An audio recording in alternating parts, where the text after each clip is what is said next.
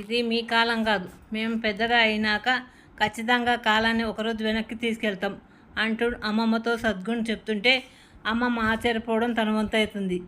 తన కూతురు రమ్యతో, ఏమిటే నీ కొడుకు తిమ్మిని బొమ్మించేసే మాటలు చెప్తున్నాడు, ఎక్కడైనా కాలాన్ని వెనక్కి జరపగలరా, ఏమిటమ్మా ఈ సోద్యం అంటూ బుగ్గులు నొక్కుంటూ, ఇలాంటి మాటలు ఎక్కడైనా విన్నామా కన్నామా? ఇప్పటి కాలం పిల్లలు అన్ని విచిత్రమైన మాటలు మాట్లాడతారు.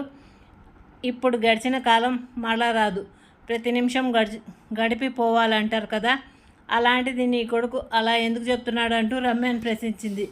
రమ్య నవ్వుతూ, నిజమేనమ్మా, సద్గుణ్ చెప్పింది, చదువుకోవడానికి ఫారిన్ వెళ్తుంటారు కదా, అలా వెళ్ళే వాళ్ళ టైం వెనక్కి వెళ్తుంది, వాళ్ళ ప్లేస్ బట్టి.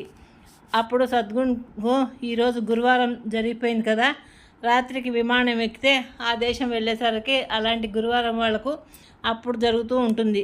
అంటే ఒకే గురువారం 24 గంటల తర్వాత కూడా నీ మనవడు ఉన్నట్లే కదా, అలాంటప్పుడు వాడు వెళ్ళే ప్లేస్ వలన ఒకే రోజులో వెనక్కి వెళ్ళి ఒకే రోజున 2 సార్లు ఉన్నట్లు కదా, అంటే కాలం వెనక్కి వెళ్ళినట్టే కదమ్మా, అది మానవులు మార్చింది కాదు, భూమి రెండో వైపు ఉన్న భూమికి మనకు ఉన్న తేడా చెప్పుకొచ్చింది రమ్య.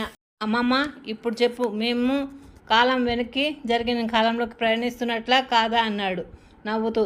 దాంతో సద్గుణ్ వాళ్ళ అమ్మమ్మ వాళ్ళ అమ్మ కూడా హాయిగా నవ్వేశారు. ముందున్న కాలాన్ని ఒకే రోజు వెనక్కి జరిపి అదే గురువారంలోకి మరలా వెళ్తున్నాను అనే నేను చెప్పాను అన్నాడు సద్గుణ్. గుడ్ నైట్ పిల్లలు. నా కథలు నచ్చినట్టు లైక్ చేయండి, షేర్ చేయండి, సబ్స్క్రైబ్ చేయండి, గంట సింబల్ నొక్కండి, నా కథలు నోటిఫికేషన్గా వస్తాయి.